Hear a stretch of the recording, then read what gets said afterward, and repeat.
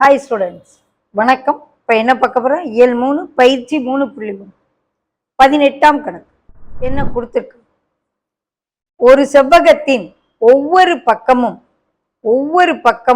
2 மடங்கு ஆகும்போது அதனுடைய பரப்பளவு எத்தனை மடங்காகும்? இதனுடைய நீளம் எல்லுன்னு வச்சுக்கிறோம், இதனுடைய அகலம் பின்னு வச்சுக்கிறோம். ஒவ்வொரு பக்கமும் 2 மடங்கு ஆகுது. அப்போ நம்ம இன்னொரு செவ்வகம் வரைகிறோம் அப்படின்னா அகலத்தை 2 மடங்காக்குவோம், நீளத்தை 2 மடங்காக்குவோம்.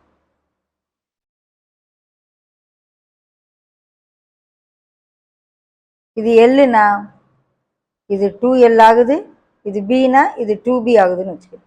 அப்போ பரப்பளவுக்கு ஃபார்முலா எழுதுவோம். செவ்வகத்தின் பரப்பளவுக்கு என்ன ஃபார்முலா? நீளம் இன்ட்டு அகலம். செவ்வகத்தின் பரப்பளவுக்கு என்ன ஃபார்முலா? நீளம் இன்ட்டு அகலம். இது முதல் செவ்வகம், இதுக்கு செகண்டு, இது ஃபஸ்ட்டு, செகண்டு.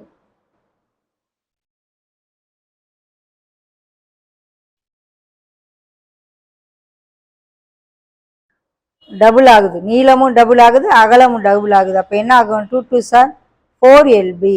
இது வெறும் LB, இது என்ன ஆகுது? 4LB. அப்போ எத்தனை மடங்கு அதிகமாகுது?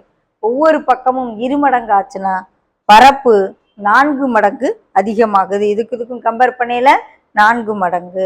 ஸோ ஆன்சர் என்னது? இடை இ. பக்கம் 2 மடங்கானால் பரப்பளவு